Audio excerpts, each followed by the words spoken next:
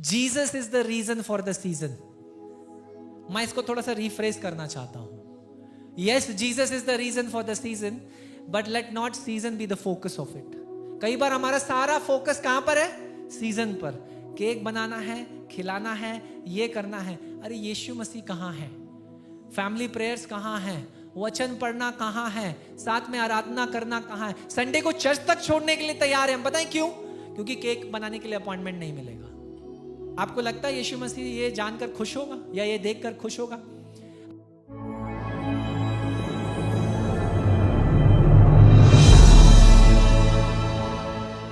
दिसंबर का महीना जैसे ही आता है, आप देखेंगे कि पूरा संसार चमकने लगता है। सिर्फ भारत नहीं, विदेश, यूरोप आप देखेंगे ऐसी ऐसी लाइटिंग होती है, ऐसे ऐसे क्रैकर्स होते हैं यूके में, यूएस में। 25 तारीख को कि सबसे बढ़िया अगर आपको जश्न देखना हो 25 दिसंबर का, तो आप जॉर्जिया चले जाइए, इक्वाडोर चले जाइए, माल्टा चले जाइए। These are 90% Christian countries.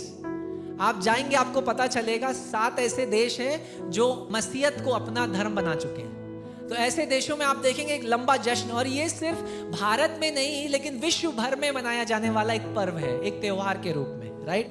तो दुनिया चमकती है, सड़कें चमकती, लखनऊ की सड़कें भी चमकेंगी, चर्च में लाइटें लगा दी जाएंगी, कैथेड्रल में लाइटें लगा दी जाएंगी, बड़े बड़े गिरजाओं में, मंदिरों में लाइटें लगा दी जाएंगी, चमकाए जाएंगे, साफ किए जाएंगे, राइट?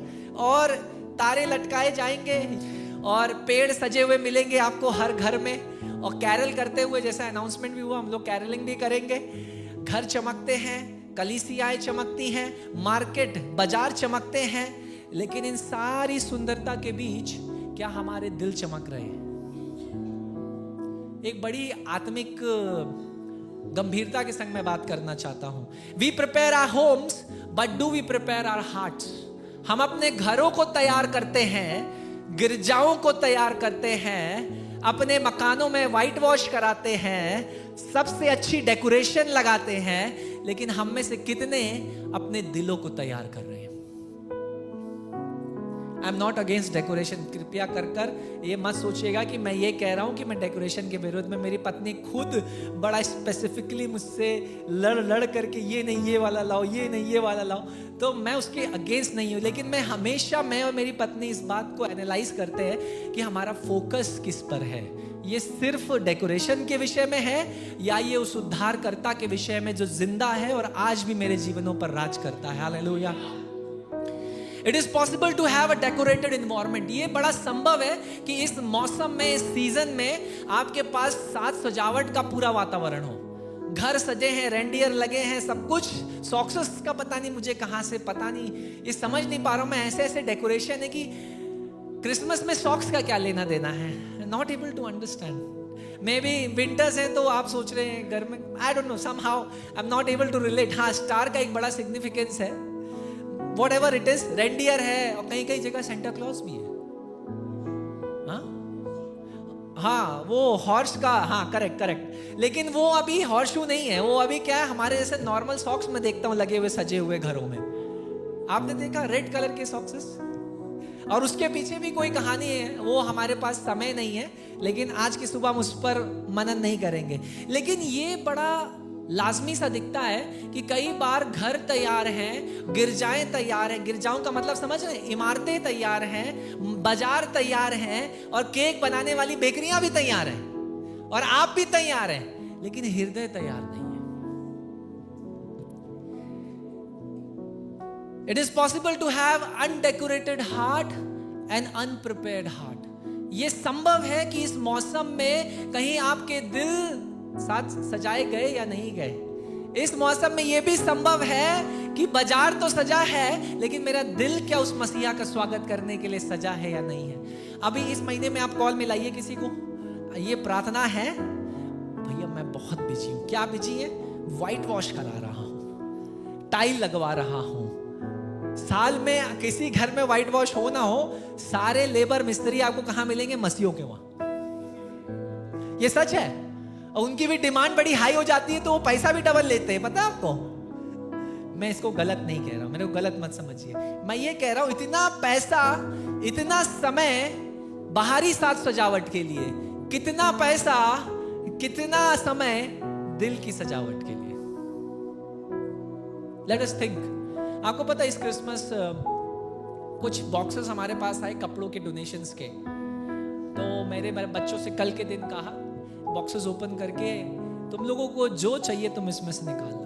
आपको पता है हमारे बच्चों ने ऐसे लूटा जैसे सरोजनी मार्केट होगी।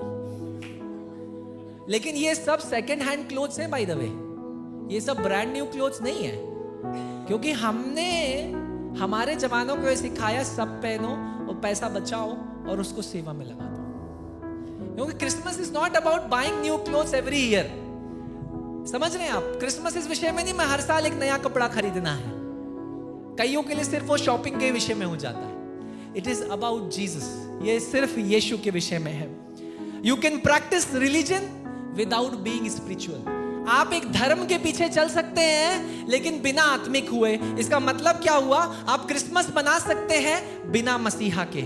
आप उस मौसम का आनंद और लुत्फ उठा सकते हैं बिना मसीहा के। This season do not ignore the saviour. इस मौसम में, इस जश्न में यीशु मसीह जो उद्धार करता, जो मुक्ति दाता है, उसको ना भूल जाइए। ये केक के विषय में नहीं है, ये खाने के विषय में नहीं है, ये कपड़ों के विषय में नहीं है, ये साज सजावट के विषय में नहीं है, लेकिन ये सिर्फ और सिर्फ मसीहा के विषय में है। हालेलुया। लूका रचित सुसमाचार 2 अध्याय का ये जो भाग है, ये दिखाता है कैसे तैयार दिलों के संग कुछ लोगों के समूह थे। उन विषय में मैं बात करना चाहता हूं आज की सुबह।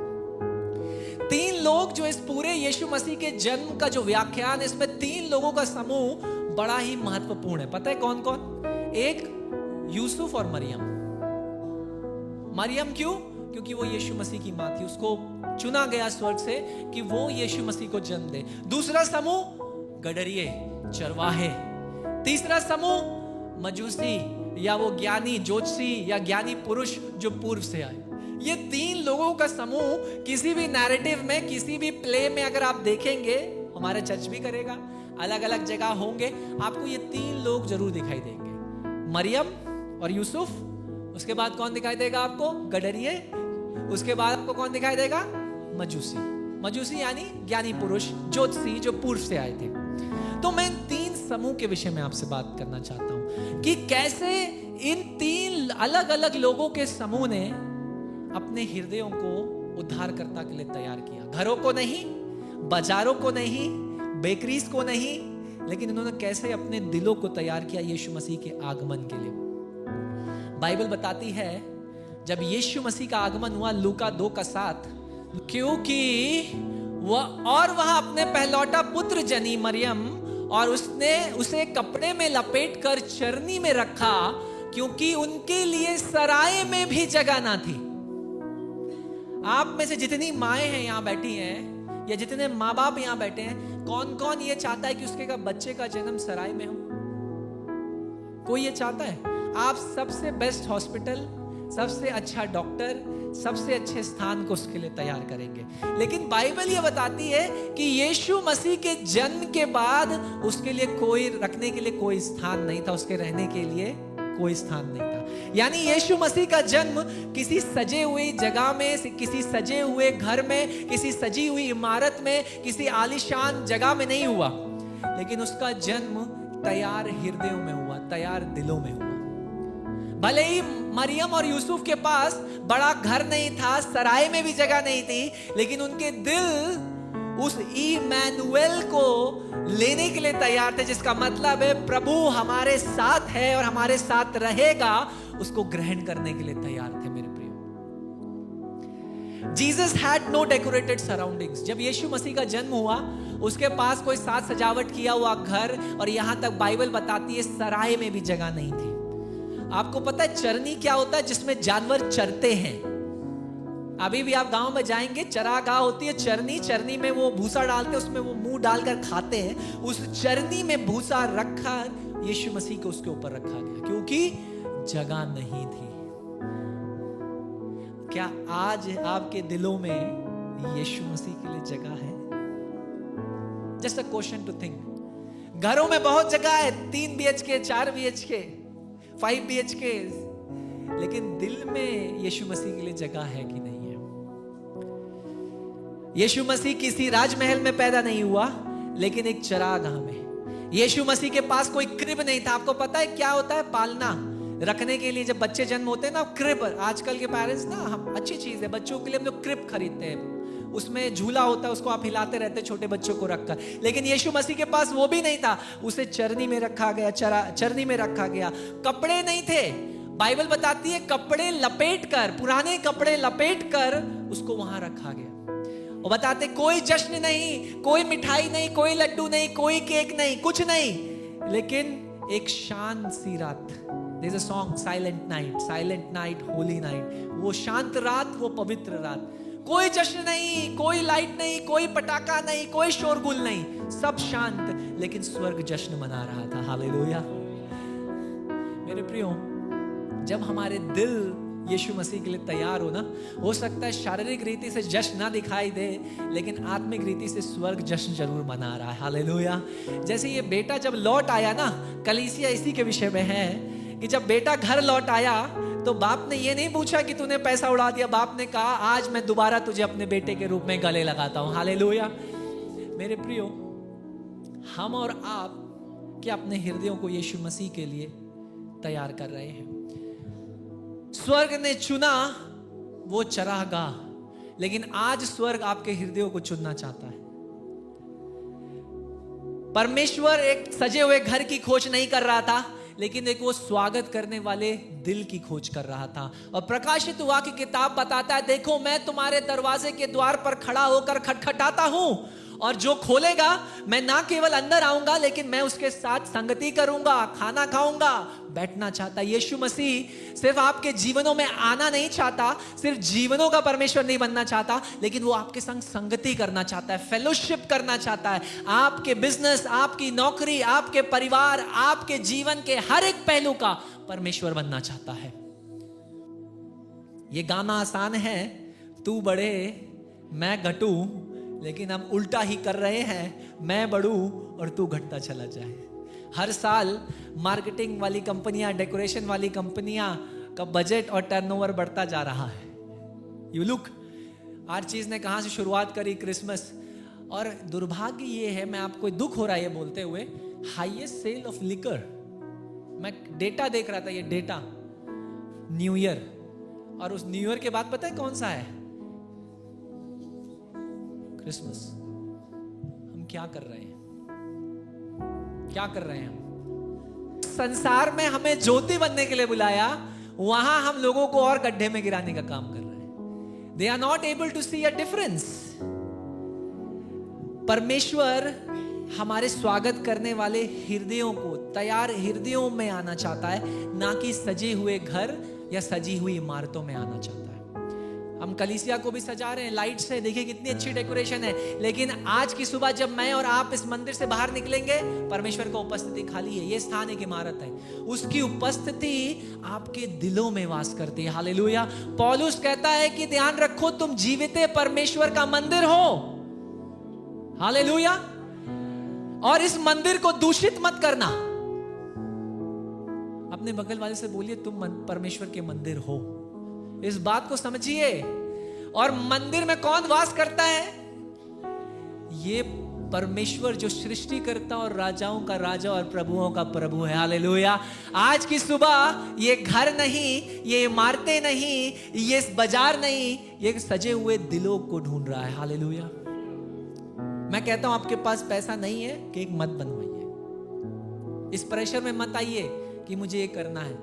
पैसा नहीं है, मत करिए साथ सजावट में खर्चा। आप क्या कर सकते हैं पता है? इस क्रिसमस एक बढ़िया सी चाय बुलाइए और अपने पड़ोसी को जिसने कभी नहीं सुना यीशु मसीह के विषय में, उसको बैठाकर 2-4 अच्छे बिस्किट उसके सामने रखकर उससे उस कहानी को बांटिए कि क्यों ये क्रिसमस मनाया जाता है। मेरी बात को समझ रहे हैं? स्वर्ग तैयार हृदयों में आने को तैयार है। स्वर्ग ऐसी जगहों में नहीं जाता, परमेश्वर की उपस्थिति ऐसी जगहों में नहीं जाती जो खोखली है। उदाहरण अगर देखेंगे इसका पुराने नियम में, परमेश्वर ने मूसा से जलती हुई झाड़ियों में बात करी। कोई इमारत, कोई सजा हुआ स्थान, कोई जश्न का इलाका नहीं, साधारण सी रेगिस्तान में एक झाड़ी में परमेश्वर ने उससे बात करी। परमेश्वर ने एलाइजा को फिर से तरोताजा किया। कहां? एक गुफा के अंदर। जब वो भूख से मर रहा था, प्यास से मर रहा था, परमेश्वर ने जगत के उद्धारकर्ता को कहां ला करके रखा? एक चरनी में। समझ रहे मेरी बात को? ये हमारे लिए सीखने की जरूरत है कि जिस परमेश्वर के लिए आप ये कर रहे हैं, कई बार वो परमेश्वर हमारे उस जश्न से गायब है। God does not need a decoration, He needs our dedication. परमेश्वर को हमारे साथ सजावट की जरूरत नहीं, हमारे समर्पित हृदयों की जरूरत है। Let us surrender this Christmas. इस क्रिसमस हम किसी के लिए आशीष का कारण बने, या ये सिर्फ आप और आपके परिवार के विषय में है? जब कैरल सिंगिंग की घोषणा हो रही थी तो किसी ने मुझसे बोला, पास्टर मैन हम कॉलोनी के सारे लोगों को बुलाना। मैंने कहा इससे अच्छी बात क्या होगी? बुलाइए, एक जश्न की तरह पंडाल लगाइए और प्रचार करेंगे, संदेश देंगे और फिर जश्न मनाएंगे, बताएंगे कि ये मसीहा उनके लिए भी मरा ताकि वो भी विश्वास करें और उद्धारकर्ता को पाले। हालेलुया। क्या कैरल सिंगिंग सिर्फ हमारे ही विषय में है? ये गाने उनके लिए भी हैं ताकि वो भी गा सके जो आप आज आजादी से गा रहे हैं, आपके पड़ोस के लोग भी गा सके। लेकिन ये तभी संभव है जब रियल क्रिसमस आ जाए। पहला लोगों का समूह यूसुफ और मरियम। लूका 1:38 में लिखा है, मरियम कहती है, प्रभु स्वर्गदूत उसके पास संदेशा लेकर के पहुंचे कि तू परमेश्वर के पुत्र को जनेगी, जन्म देगी। और वो कहती है, जैसा आपने कहा वैसा ही मेरे साथ हो जाए। मत्ती रचित सुसमाचार 1 अध्याय 24वां वचन, यूसुफ से स्वर्गदूत बात करता है और कहता है, बाइबल बताती है, यूसुफ ने वैसा ही किया जैसा स्वर्गदूत ने उसको बताया। उनके हृदय सजे हुए नहीं थे, लेकिन उनके हृदय समर्पित थे, दोनों माँ बाप के। उनको सारी बातें समझ में नहीं आई। अब आप सोचिए, 13-14 साल की लड़की, आज में अभी इस कॉन्टेक्स्ट में देखिए, अगर मरियम की उम्र की एक लड़की अगर गर्भ से होगी, आप किस नजरों से उसको देखेंगे? अभी हम कलीसिया के अंदर बोलना आपके लिए आसान है, लेकिन आप 4 बातें जरूर करेंगे, ये कैसे हुआ। उस समय का यहूदियों का समाज भी समझिए, आज से ज्यादा कठोर और पैतृक यानी पैट्रियार्कल सोसाइटी, जहां पुरुष प्रधान समाज था, ऐसी एक परिस्थिति में जहां उसके होने वाले पति को भी नहीं पता कि ये बच्चा मेरा है, उसने कहा, प्रभु अगर आपने आज्ञा दी है तो मैं मरियम से अपनी मंगनी नहीं तोड़ूंगा। और बाइबल बताती है that he didn't consummate his marriage until the child was born. जब तक उस पुत्र का जन्म नहीं हुआ, उनके बीच किसी भी तरीके का शारीरिक संबंध नहीं था, जो कि इस बात को बताता है, दर्शाता है कि divinity didn't require human efforts।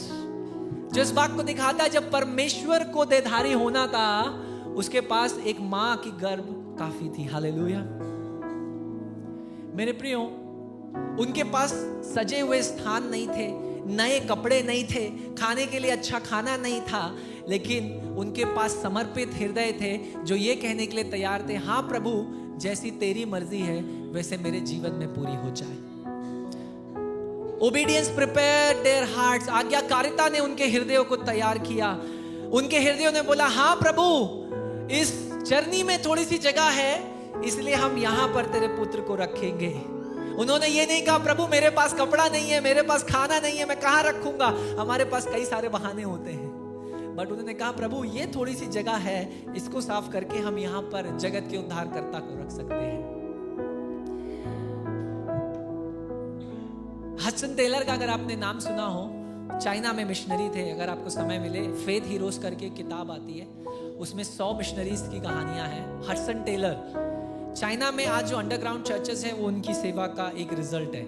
Hudson Taylor एक ऐसे व्यक्ति थे जिन्होंने अपने बीवी, अपने बच्चे सब चाइना में मर गए, सब चाइना में। जब हडसन टेलर वहां पहुंचे, आखिरी बार मेरे को याद है, जब मैं वो पढ़ा था, मेरे आंखों में आंसू थे, क्योंकि उनकी बीवी की कब्र उन्होंने वहां बनाई, फिर दोनों बच्चों की कब्र वहां बनाई और कहा, मैं भी यहीं मरूंगा क्योंकि प्रभु ने मुझे यहां भेजा है।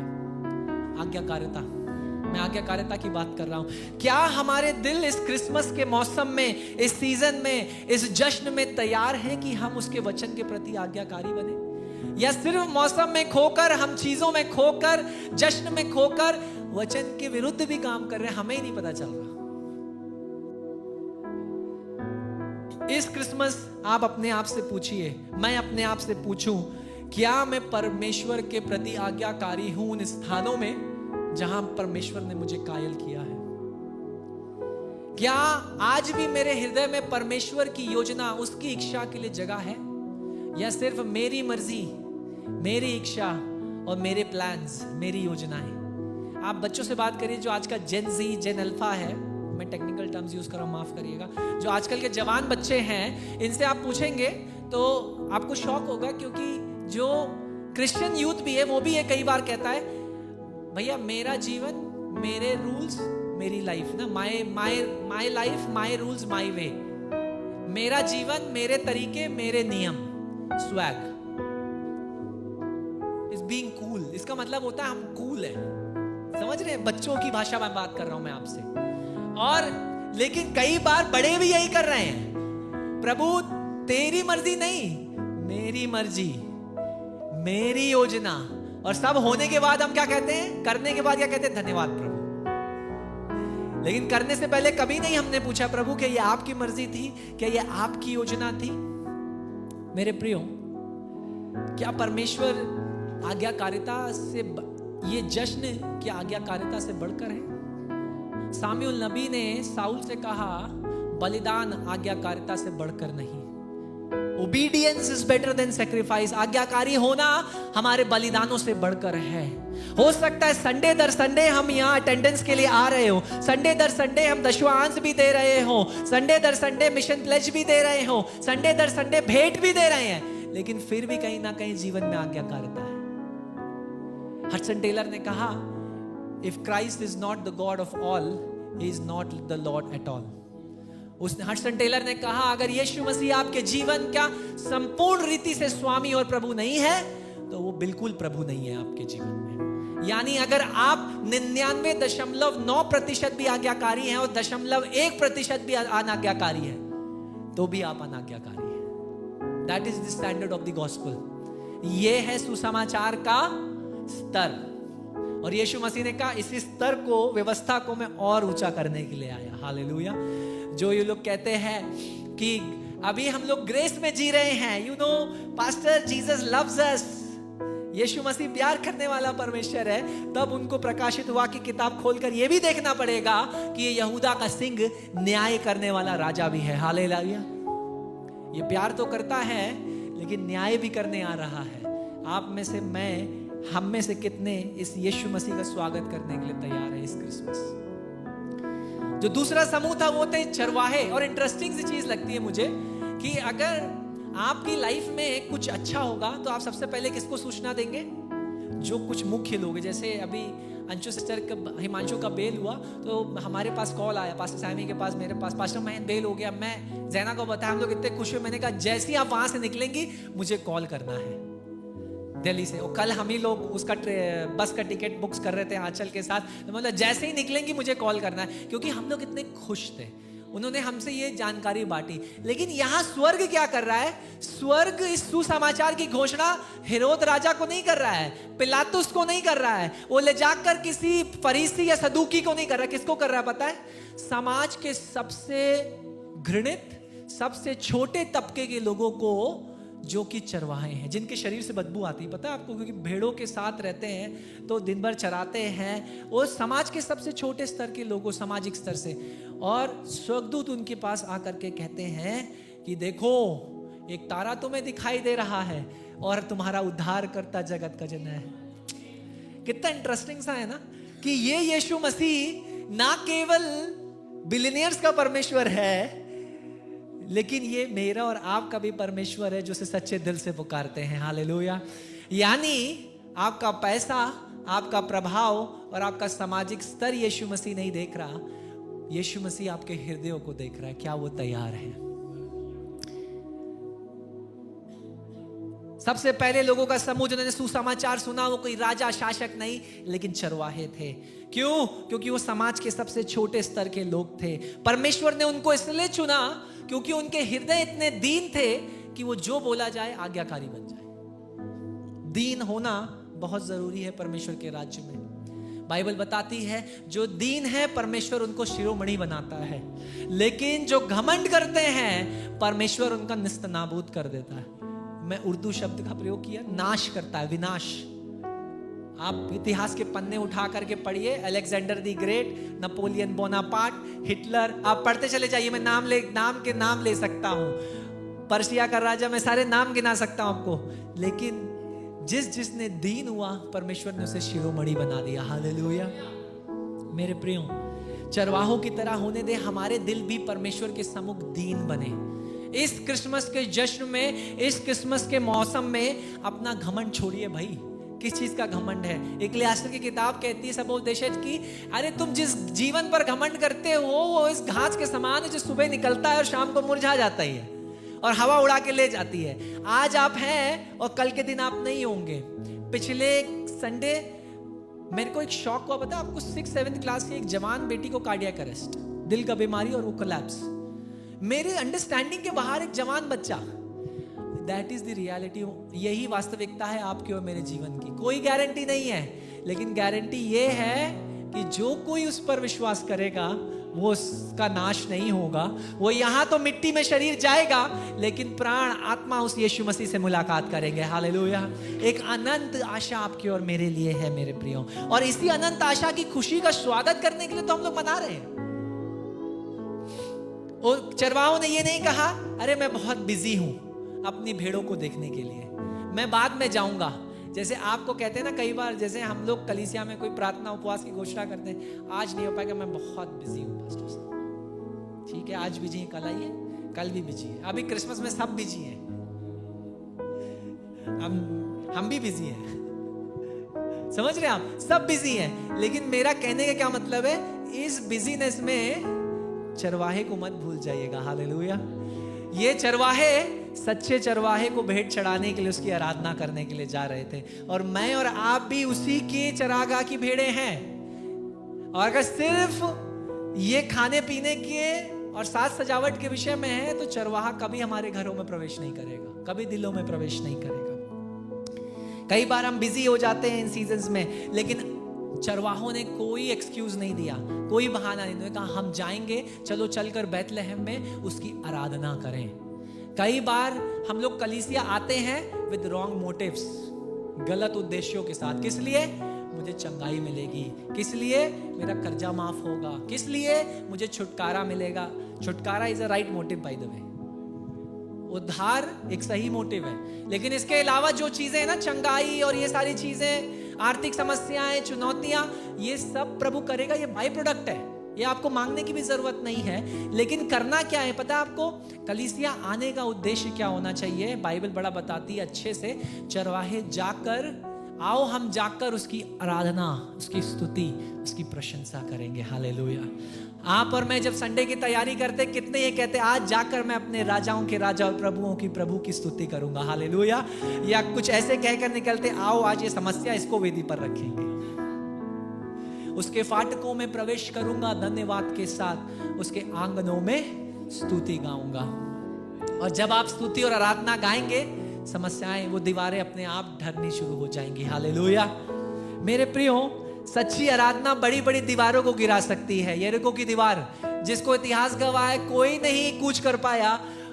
परमेश्वर कहता है कोई रणनीति नहीं चाहिए, कोई लड़ाई नहीं चाहिए, सिर्फ एक काम करना है, 7 दिन एक ही चीज, आराधना। और 7वें दिन ऊंची आवाज में जब तुम ये करोगे, मैं दीवार को नीचे ले आऊंगा। हालेलुया। Many times, कई बार हम कई सारी चीजों को अपने तरीके से करना चाहते हैं, क्रिसमस में भी और वैसे भी। लेकिन मेरी प्रार्थना यह है कि उन परिस्थितियों को परमेश्वर के समर्पित कर कर कहें, प्रभु मैं आराधना करूंगा। हालेलुया। उस कठिन परिस्थिति में भी मैं तेरी आराधना करूंगा, क्योंकि मुझे पता है मेरा छुटकारा मेरी आराधना में है। हालेलुया। तो इस क्रिसमस के मौसम में हमें क्या करना है? अपने हृदयों को तैयार करना है। कैसे? अपने घमंड को हटाइए, अपने बहानों को हटाइए, इस एक्सक्यूज को, इस बहाने को हटाइए। लोग क्या कहेंगे, समाज क्या कहेगा, और ये चिंता करिए कि अगर मैं नहीं करूंगा तो प्रभु क्या करेगा और उसका वचन क्या कहता है। इस क्रिसमस अपने घमंडों को किनारे करें, इस क्रिसमस अपने बहानों को किनारे करें और कहें, प्रभु इस क्रिसमस ये सिर्फ आपके विषय में है, सिर्फ आपके विषय में है। परमेश्वर दीन स्थानों को भरता है, लेकिन घमंडी हृदयों के ऊपर से होकर निकल जाता है। आखिरी समूह जो वहां मौजूद था वो था मजूसियों का। मत्ती के सुसमाचार 2 अध्याय 11 में लिखा है, they fell down and worshipped him and presented gifts. मैं थोड़ा सा समय लेके मजूसियों पे थोड़ा सा पॉन्डर करना चाहता हूँ। थोड़ा इंटरेस्टिंग सा फैक्ट है। कल रात में अपनी पत्नी से ये डिस्कस कर रहा था बैठ करके कि ये देखो यार, इंटरेस्टिंग सा बाइबल में ना हमें लगता है उद्धार नए नियम में शुरू हुआ, लेकिन पिछले संदेश में मैंने आपको बताया ना, उत्पत्ति की किताब 15वें अध्याय में अध्याय की वाचा बांध दी गई थी। अब मैं आपको दानियल की किताब से कुछ दिखाना चाहता हूँ आज की सुबह। मत्ती उसका 2 अध्याय, 2 अध्याय में पहले ही अगर वचन से आप पढ़ेंगे तो जोशियों का आगमन करके एक टाइटल है, राइट। जोशियों को जो इंग्लिश बाइबल में जो शब्द यूज किया गया NIV प्लस जिसको हम लोग कहते हैं, उसमें जो शब्द हुआ है vice man from the east, ज्ञानी पुरुष जो कहां से थे, पूर्व से थे। अब ये पूर्व आपने कभी सोचा कहां से था? दानियल की किताब 2 अध्याय 48वां वचन। 600 साल पहले, मैं आपको पीछे ले जा रहा हूं, 600 साल पहले, यीशु मसीह के जन्म होने से 600 साल पहले, यानी 605 ईसा पूर्व में मैं ले जा रहा हूं आपको। और ये वो समय है, दानियल की किताब पहले अध्याय में आप पढ़ेंगे, जब नबूकदनेस्सर ने कूच कर इजराइल के पहले एक लॉट को, पहले एक लोगों के समूह को वो बाबुल में ले आया था प्रशिक्षण के लिए, अच्छे लोगों को। उसमें कौन कौन थे? दानियल और उसके साथ के कई अच्छे लड़के, वहां पर जवान बच्चे थे। पहला अध्याय दानियल की किताब में है। 2 अध्याय 48वें वचन को हम पढ़े ध्यान से। तब राजा ने दानियल का पद बड़ा किया। ये पद क्यों बड़ा हो रहा है? क्योंकि दानियल ने राजा के सपने का अनुवाद किया और उसको समझ में आया राजा को कि दानियल का परमेश्वर सच में परमेश्वर है, जो अनुवाद करता है, सपनों को बताने वाला, रहस्यों को प्रकट करने वाला परमेश्वर। और उसको बहुत बड़े बड़े दान दिए और ये आज्ञा दी कि वह बेबीलोन के सारे प्रांत पर हाकिम और बेबीलोन के सब पंडितों पर मुख्य प्रधान। अब ये सब पंडित जो शब्द यहाँ बाइबल में गलत है, जो शब्द वहां यूज हुआ है ज्योतिषी, वाइस मैन, सारे मजूसियों के ऊपर उसको प्रधान बना दिया। दानियल किसके ऊपर प्रधान है? सारे मजूसियों के ऊपर दानियल को बना दिया। जब नबूकदनेस्सर ने इजराइल के घराने जब अटैक किया, आक्रमण किया, तो आपको पता उसने क्या किया? मंदिर और राजमहल से कई सारे मंदिर के बर्तनों को सोना चांदी चुरा कर वो अपने साथ ले गया। ध्यान से सुनिए हो क्या रहा है। अभी यीशु मसीह का जन्म नहीं हुआ है, अभी हम बाबुल में 600 साल पहले ईसा पूर्व, 605 ईसा पूर्व में हम लोग हैं। तो मंदिर से सोना चुराकर, मंदिर के बर्तन चुराकर कहां पर है अभी? बाबुल में। और बाबुल के ऊपर सारे मजूसियों और पंडितों के ऊपर किसको प्रधान बनाया गया है? दानियल को। और दानियल मुझे लगता है ये करता होगा कि भविष्यवाणियों को इनके लिए पढ़ता होगा, सुसमाचार सुनाता होगा और इनसे कहता होगा। गिनती की पुस्तक 24वां अध्याय 7वें वचन से अगर आप पढ़ेंगे तो लिखा है, यरूशलेम का तारा बैतलहम में चमकेगा और वहां से एक शासक, एक राजा पैदा होगा जो सेप्टर के साथ राजदंड लेकर राज्य करेगा। ये भविष्यवाणी मुझे लगता है दानियल ने मजूसियों के संग बांटी होगी। अब थोड़ा सा आगे आ जाते हैं। बाबुल से बैतलहम तक का जो दूरी है उन दिनों में, आज नहीं, उन दिनों में 800 से 900 किलोमीटर की दूरी है।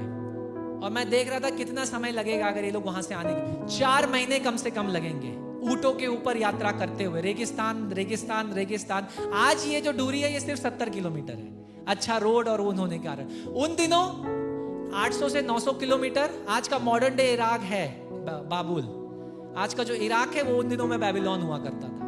तो 800-900 किलोमीटर का दूरी का यात्रा कर कर मजूसी क्या ला रहे हैं? 3 तोहफे लाए ना, सोना। और चुराया क्या गया था मंदिर से? समझ रहे क्या हो क्या रहा है यहां पर? जिस राजा को अर्पित सोना चुराया गया, उसी सोने को लाकर चढ़ाने के द्वारा वो ये कह रहे थे, तू राजाओं का राजा और प्रभुओं का प्रभु है। पुराने नियम दानियल की किताब में ये है, ध्यान से पढ़ेंगे तब आपको सारी भविष्यवाणियां। 70 साल बाबुल की गुलामी में रहे वो, और इसकी भी भविष्यवाणी यिर्मयाह ने अपनी किताब में करी थी। लेकिन 70 साल के बाद मैं तुम्हें फिर से स्थापित करूंगा। यानी ये जो मजूसी थे, इन्होंने एक लंबी यात्रा तय करी। इस यात्रा में इनके पास सोना था, महंगे महंगे इत्र थे, महंगे महंगे मसाले थे। सबकी खतरे को उठाते हुए, सारी चिंताओं को छोड़ ये किसको देखने आ रहे थे? दानियल के द्वारा बताए गए उस मसीहा को, उस तारे को, उस राजा को जो दानियल ने शायद इनको बताया हो, और उनके पूर्वज के पूर्वज पूर्वज के पूर्वज के बच्चे आज आकर कह रहे 600 साल बाद हमें तो ये पता था, इसीलिए तो इसकी भविष्यवाणी तो दानियल ने हमसे करी थी, क्योंकि वो प्रधान बना दिया गया था। और दानियल की एक आदत ये थी कि सताव के बीच में भी वो 3 बार प्रार्थना करा था, याद है आपको? 3 बार। और हमेशा नबूकदनेस्सर ने भी अंत में ये कहा कि दानियल का परमेश्वर ही परमेश्वर है। हालेलुया। तो इसी परमेश्वर की घोषणा बार बार मजूसियों के बीच हो रही थी, वाइस मैन, ज्ञानी पुरुषों और ज्योतिषियों के बीच में हो रही थी। तो उनके लिए कोई नई बात नहीं थी। ये मत सोचेगा अचानक से ये ज्योतिषी निकल आए। इन ज्योतिषियों ने मसीहा के विषय में पहले से ही दानियल से सुन रखा था, और उस सोने को वो वापस लेकर यात्रा कर रहे हैं। कहां? बैतलहम की ओर। सारा खतरा उठाकर, सारी दूरी तय कर कर, सारा लंबी दूरी को, किस लिए? कि मैं सिर्फ हम उस राजा की आराधना करने पाए। हालेलुया। 900 किलोमीटर 4 महीने, किस लिए? सिर्फ राजा की आराधना करने के लिए। आज लखनऊ शहर के अंदर हम कितनी भी दूरी में, सब 30 किलोमीटर के रेडियस में है, लेकिन आज भी मैं आपको बता दूं, हमारे पास कई बार संडे ना आने के बहाने हो सकते हैं। और इन लोगों के पास भी बहाना हो सकता था कि ठीक है, ये भविष्यवाणी हमने सुनी है, दानियल ने कहा था कि हाँ, एक तारा बैतलहम में चमकेगा और वहां जो पैदा होगा वो राजदंड लेकर राज्य करेगा। हाँ, लेकिन हम क्यों जाएं? क्योंकि उन्होंने उसे अपना उद्धारकर्ता के रूप में जाना था। उसकी आराधना करने के लिए उन्हें जाना जरूरी था। मेरे प्रियो, मैं और आप, मैं फिर से दोहरा रहा हूं, क्यों कलीसिया आते हैं? आराधना करने। क्योंकि अगर आराधना करेंगे, ट्रू वर्शिप इन्वॉल्व्स एफर्ट। सच्ची आराधना में ना परिश्रम लगेगा, बलिदान लगेगा। किसी ने इस प्रकार कहा, सच्ची आराधना वही है जिसमें आपको कुछ देना पड़े, जिसमें कुछ बलिदान करना पड़े। जिसमें बलिदान नहीं है ना, वो आराधना नहीं है। मान लीजिए आपके पास आखिरी 500 रुपये का नोट हो और परमेश्वर कहे महीना चलाने के लिए वही नोट है, और परमेश्वर आपसे कहे ये दे दे, वो है बलिदान। जब बहुत सारी गड्डियां सामने लगी हो, एक गड्डी डालना बड़ा आसान होता है। मैं ये नहीं कह रहा हूं, ये मेरे फिर से गलत, दूसरी तरफ मत जाइए, लेकिन मैं बलिदान आपको समझा रहा हूं। बलिदान क्या है? जब आपका पास जो सबसे आखिरी है उसको भी आप देने के लिए तैयार हैं, सबसे उत्तम देने के लिए तैयार है, वो है बलिदान। वो 3 तोहफों को लेकर के आए। सोना, राजाओं के राजा। सोना दर्शाता था उन दिनों में सिर्फ राजा, शासक पहन सकते थे सोने को। तो उन्हें बच्चे के सामने उस बेबी यीशु, जो एक बालक ही था, बच्चा ही था, नवजात शिशु था, उसके सामने सोना चढ़ाया। क्या कहा?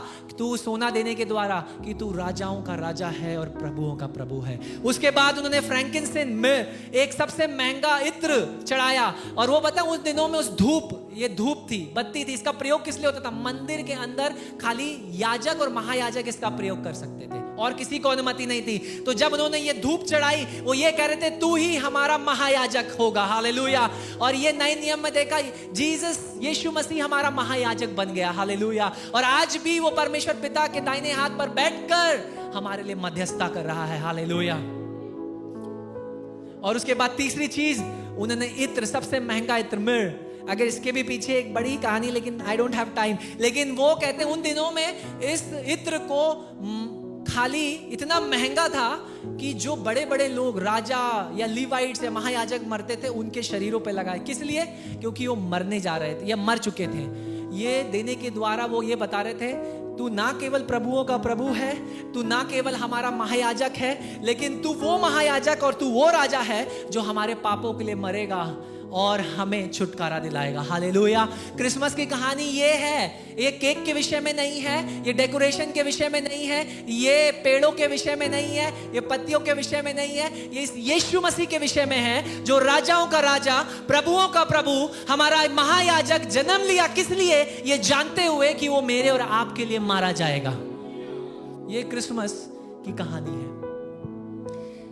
मेरे प्रियो, सच्चा आराधना तब वास्तविक बनता है जब आपको कुछ दाम चुकाना पड़े। सच्ची आराधना तब वास्तविक बनता है जब आप अपना सबसे उत्तम परमेश्वर को देते हैं। सच्ची आराधना तब उत्तम सबसे अच्छा होता है जब आप परमेश्वर का सारी बातों के ऊपर आदर करें। आज की सुबह मैं और आप अपने आप से पूछें, क्या मैं परमेश्वर को सच में बलिदानी ढंग से अपनी आराधना दे रहा हूं? क्या मैं अपना सबसे उत्तम परमेश्वर को दे रहा हूं? क्या मैं परमेश्वर को अपनी सारी बातों के ऊपर सबसे उत्तम, सबसे पहला स्थान दे रहा हूं? मेरे प्रियो, सच्चा क्रिसमस दिलों को तैयार करने के विषय में है। भजन लिखने वाला 51:10 में लिखता है, मेरे अंदर एक नए हृदय को बना प्रभु। एक यजीकियल की नबी की किताब 36 अध्याय और 26वें वचन में नबी लिखता है, नबी से परमेश्वर कहता है यजीकियल से, एक नया हृदय और एक नई आत्मा मैं तुझे दूंगा। आज की सुबह मैं आपसे ये कहना चाहता हूं, ये क्रिसमस ट्रीज, ये क्रिसमस के जो पेड़ हम लोग सजाते हैं, ये तारा लगाते हैं, ये रीत लगाते हैं, क्रिप्स सजाते हैं, ये सब सुंदर है, ये सब सुंदर है, लेकिन ये सच्ची तैयारी नहीं है। सच्ची तैयारी, सच्ची सजावट जो यीशु मसीह चाहता है वो ये है, एक हृदय जो उसके लहू से धुला हुआ हो। Hallelujah. We are saved by the blood of the lamb. हम मेमने के लहू के द्वारा बचाए गए। हालेलुया। तो सच्ची तैयारी ये है, एक ऐसा दिल जो मेमने के लहू से धुला गया हो, एक ऐसा हृदय जो उसके वचन से भरा हुआ हो, एक ऐसा हृदय जो पाप से खाली हो चुका हो, और एक ऐसा हृदय जो उसकी उपस्थिति, उसकी पवित्र आत्मा से भरा हुआ हो। ज़ाकियस, लूका 19 उसका 1 से 10, आप सब इस कहानी को जानते हैं। वो पेड़ पर चलकर, क्योंकि एक संडे स्कूल सॉन्ग है, वो इतना नाटा था कि वो पेड़ पर चढ़कर यीशु को देखना चाहता था, राइट। वो देखना चाहता था ये मसीहा कौन है ये यीशु मसीह। उसका घर तैयार नहीं था, लेकिन उसका दिल बदलने को तैयार था। यीशु मसीह ने उससे कहा, आज उद्धार तेरे घर में, तेरे प्रवेश कर चुका है तेरे घराने में। हालेलुया। घर तैयार हो या ना हो, इमारतें तैयार हो या ना हो, बेकरीज तैयार, केक्स तैयार हो या ना हो, खान पकवान तैयार हो या ना हो, हृदय को तैयार कर लीजिए इस क्रिसमस। मेरे प्रियो, कैसे करें ये? अब आप पूछेंगे पास्टर आपने बोला बहुत अच्छा, लेकिन ये करे कैसे? कई बार ये भी सवाल उठता है। पहला चीज, अपने हृदयों को साफ करिए। जैसे जब क्रिसमस आता है आप साफ सफाई करते हैं ना, पुराने सामान हटाना, किसी को देना और सब रिप्लेस करना, उसी तरीके से जो पुरानी बातें हैं दिल से, उन पुराने हेट्रेड को, घृणा को, ना माफ करने की भावनाओं को, गुस्से को, पुरानी सोच को, पुराने विचारों को, पुरानी बातों को दिल से साफ करिए। कड़वाहट को निकालिए, पाप को निकालिए, ना माफ करने की बात को निकालिए। और जैसे भजन 139 में भजन लिखने वाला कहता है 23 से लेकर 24 तक, प्रभु मुझ में एक नया हृदय बना दे। क्या करिए? यीशु मसीह के लिए समय निकालिए। अभी क्रिसमस में इतना बिजी है कि पारिवारिक प्रार्थना ही खत्म हो चुकी है, बाइबल पढ़ना खत्म। क्यों नहीं? अरे वो मैं केक बनवा रहा था। आपको पता है कितना 2-2 बजे तक लोग बेकरी में, मैं शौक हो जाता हूँ कि लोग मसा भी कर रहे हैं, पकौड़ी भी खा रहे हैं, चाय भी बन रही है। और पूछा भाई आज, अरे यार यीशु मसीह समझता है आज दुआ नहीं होगी। यीशु मसीह समझता है, लेकिन क्या आप समझते हैं वो राजाओं का राजा और प्रभुओं का प्रभु है? वो केक उसके लिए मायने नहीं रखता, उसको चाहे आप घी में बना दें और चाहे उसमें बना दें, वो दिल मायने रखता है जो तैयार है या नहीं। तो यीशु मसीह के लिए समय निकालिए। जैसे आप साज सजावट के लिए समय दे रहे हैं, संगति के लिए समय दे रहे हैं, शॉपिंग के लिए समय दे रहे हैं, यीशु मसीह के लिए प्रार्थना और वचन पढ़ने के लिए भी समय दीजिए और उसको पहला समय दीजिए। बाकी सारी चीजें दूसरी बार रुक सकती हैं, लेकिन प्रार्थना और वचन नहीं रुक सकता। हालेलुया। क्योंकि आपको पता है अगर प्रार्थना नहीं हो रही होती तो ये बेटा आज भी जेल में हो सकता था। अगर प्रार्थना नहीं हो रही होती वो 21 दिन की जितने मौसम हम लोगों ने करे, तो ये बेटा हो सकता उस जेल में। एक खबर ये भी आ सकती थी, ये धन्यवाद की सभा छोड़कर एक फ्यूनरल की सभा भी हो सकती थी। लेकिन आज अगर हम धन्यवाद दे सकते ये इसलिए क्योंकि हम लोग प्रार्थना कर रहे थे और उस वचन पर विश्वास कर रहे थे। हालेलुया। और इसलिए शॉपिंग के लिए समय हो या ना हो, घर सजाने के लिए समय हो या ना हो, केक बनवाने के लिए समय ना हो, कोई बात नहीं, लेकिन वचन और प्रार्थना के लिए समय निकालिए। और क्या करें? टूटे हुए रिश्तों को दोबारा जोड़िए। आपको जान करके क्रिसमस शांति के विषय में है, मेल मिलाप के विषय में है। ये यीशु मसीह जो मेरी और आपकी दुश्मनी, शत्रुता परमेश्वर से हो गई थी, उसका मेल मिलाप करने के लिए मरा। हालेलुया। तो इसीलिए जो टूटे हुए रिश्ते हैं उनसे मेल मिलाप करिए, वहां शांति करिए। जहां जैसा कलाम में, वचन में लिखा है, रोमियो की पत्री 12वां अध्याय 18वें वचन में, जहां तक तुम पर निर्भर हो सबके साथ शांति में जियो। जो टूटे हुए रिश्ते हैं, ऐसे लोग, ऐसे परिवार हैं हमारे कलीसिया में जो अपने ही मतभेद हैं, पति पत्नी में बातचीत नहीं हो रहा, बच्चों में बातचीत नहीं हो रहा, या हो सकता है एक्सटेंडेड फैमिली में बातचीत नहीं हो रहा। ऐसे क्रिसमस का क्या फायदा है? रिस्टोर उन टूटे हुए रिश्तों को आप पहल करिए। ये मत इंतजार करिए पहले कौन सॉरी बोलेगा। अरे भाई आप बोलिए, आप बोलने से आप झुकेंगे नहीं, आप प्रभु की नजरों में और बड़े हो जाएंगे। हालेलुया। आप बोलिए, आप पहल करिए। इस क्रिसमस टूटे हुए रिश्तों में मेल मिलाप का काम करिए। इस क्रिसमस किसी ऐसे की मदद करिए जो सहायता में है। आपको पता है हमारी अपनी कलीसिया में एक फूड बैंक है, और मुझे मैं याद दिलाना चाहता हूँ इस चीज को कि जो खाना आप यहाँ देते हैं ना, दाल चावल तेल, कई पास्टर्स की उनसे मदद हो रही है, कई सारे फैमिलीज उनसे आशीष, गरीब परिवार हमारे पास है भाई। ऐसा मत सोचिए कि हम लोग सारे अमीर अमीर, यहाँ ऐसे भी हैं जो अपनी बहुतायत से देते हैं, लेकिन ऐसे भी बहुत हैं जो अपने बलिदानी रूप से बहुत कम में भी देते हैं। ऐसे परिवार है, हो सकता है आपके पास इस क्रिसमस केक बनाने का पैसा, ऐसे परिवार भी होंगे जिनके पास नहीं है। आप पूछिए, पास्टर सैमी के पास आइए, मेरे पास आइए, पास्टर क्या ऐसा कोई परिवार है जिसके संग ऐसी कोई दुविधा चल रही है? क्या हम इस क्रिसमस केक ना बनाकर उनके लिए आटा चावल दाल चावल राशन खरीद दें घर का?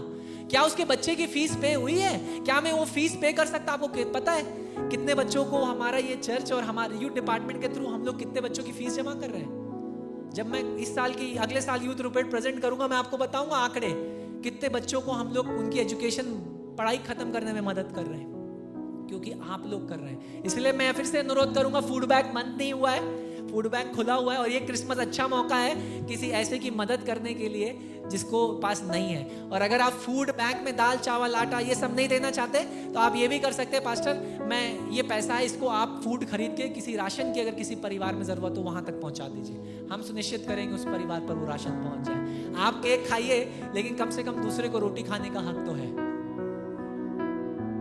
ठीक है? तो इस क्रिसमस किसी ऐसे की मदद करिए जो नीड में हो। और ये मैं सिर्फ आपके लिए नहीं, मेरे बच्चों को मैं चुनौती दे रहा हूं, यहाँ जो बैठे हैं। हमने इस क्रिसमस सेकंड हैंड क्लोथ दे दिए उनको पहनने के, और हम उनसे ये कहेंगे कि तुम भी पलट कर जो फर्स्ट हैंड क्लोथ का पैसा है वो चर्च में दे दो, मिशन के लिए दे दो, ताकि जिस परिवार तक राशन नहीं पहुंचा उसको राशन पहुंचना चाहिए। जिस परिवार के पास खाने के लिए सब्जी नहीं है, बनाने के लिए तेल नहीं है, उनका स्ट्रगल आप नहीं जानते। ऐसे कई सारे परिवार हैं जिनके पति पास्टर्स हैं और वो जेल में बंद है, लेकिन उनका क्रिसमस कई बार हमारे लिए बड़ी लाइटें जल रही हैं, लेकिन वो एकांत में रो रहे हैं। उनके लिए आपको बुलाया है प्रभु ने ज्योति बनने के लिए। तो इस क्रिसमस किसी ऐसे की मदद करिए, किसी को प्रभु यीशु मसीह का प्रेम दिखाइए। इस क्रिसमस अपनी आराधना बलिदान के साथ करिए। Give your best to Jesus. अपना सबसे उत्तम परमेश्वर के लिए दीजिए। बचा हुआ नहीं, खाना बचा है तो खिला दिया नहीं, सबसे उत्तम समय, सबसे उत्तम परिश्रम, सबसे उत्तम भेंट, सबसे उत्तम हर कुछ जो आप दें वो परमेश्वर को दीजिए। बाइबल बताती है सराय में जगह नहीं थी। There was no room in the inn।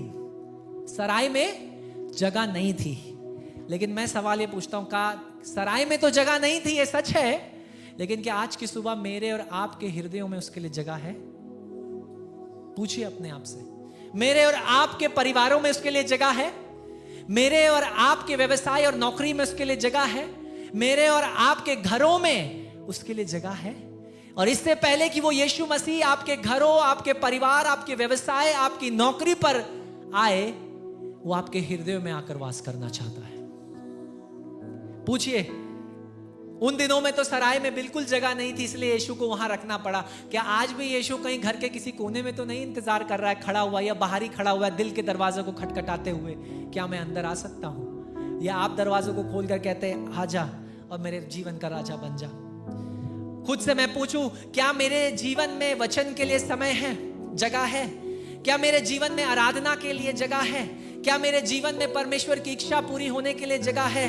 संसार, ये विश्व क्रिसमस मना रहा है लाइट्स के द्वारा, गिफ्ट देने के द्वारा, फूड खाना खाने के द्वारा, साज सजावट के द्वारा, लेकिन स्वर्ग आज भी ढूंढ रहा है आज्ञाकारी हृदयों को, मरियम और यूसुफ के समान। स्वर्ग आज भी ऐसे हृदयों को ढूंढ रहा है जो दीन है, उन चरवाहों की तरह। स्वर्ग आज भी ऐसे हृदयों को ढूंढ रहा है जो सच्ची आराधना बलिदान के साथ करना चाहते हैं, उन मजूसियों की तरह, उन ज्ञानी ज्योतिषियों के समान। Christmas is not about decorated homes. Christmas सजे हुए घरों के विषय में नहीं, समर्पित हृदयों के विषय में। It is about dedicated hearts. कि आज की सुबह मेरे और आपके हृदय उस यीशु मसीह को समर्पित हैं। और मेरी प्रार्थना यह है, जब आप ये सब कर रहे हैं, जितना समय जितना पैसा आप लगा रहे हैं करिए, लेकिन उससे कई ज्यादा यीशु मसीह उस क्रिसमस का सेंटर, मध्य होना चाहिए। कई बार आप ये सुनते होंगे ना, Jesus is the reason for the season. मैं इसको थोड़ा सा रिफ्रेश करना चाहता हूं।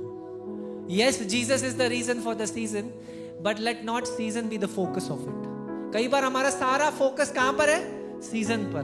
केक बनाना है, खिलाना है, ये करना है। अरे यीशु मसीह कहां है? फैमिली प्रेयर्स कहां है? वचन पढ़ना कहां है? साथ में आराधना करना कहां है? संडे को चर्च तक छोड़ने के लिए तैयार है हम। पता है क्यों? क्योंकि केक बनाने के लिए अपॉइंटमेंट नहीं मिलेगा। आपको लगता है यीशु मसीह ये जानकर खुश होगा या ये देखकर खुश होगा? आइए आज की सुबह हम सब अपने स्थानों पर खड़े हो जाएं और प्रभु से कहे, प्रभु मुझे क्षमा कर। हाँ, मैं अपने घर को तो तैयार कर रहा हूं, कर रही हूं, लेकिन आज की सुबह होने दे मैं अपने दिलों को भी प्रभु मेरी मदद कर, मैं तैयार करूं। क्योंकि जगत का सृष्टिकर्ता, उद्धारकर्ता, मुक्तिदाता वो परमेश्वर जो जन्मा मेरे हृदय में प्रतिदिन जन्म लेता रहे। हालेलुया। ये सिर्फ एक दिन का जन्म नहीं, लेकिन ये हर दिन यीशु का जश्न हमारे जीवनों में मनना चाहिए। हालेलुया, क्योंकि वो जिंदा परमेश्वर है। उन्हें दे हर दिन यीशु मसीह हमारे जीवन का सेंटर, हमारे जीवनों का फोकस बनने पाए। आज की सुबह हम लोग प्रार्थना करें अपने जीवनों को। जैसा मैंने कहा, यीशु मसीह सजे हुए घरों को नहीं, लेकिन समर्पित हृदयों को देख रहा है। आइए आज की सुबह हम अपने हृदयों को, अपने दिलों को यीशु मसीह को समर्पित कहें और कहे, प्रभु जितना समय मैं तैयारी के लिए दे रहा हूं, होने दे उससे ज्यादा मैं प्रार्थना और वचन और अपने हृदय को तैयार करने के लिए दूं। हालेलुया। प्रार्थना करें।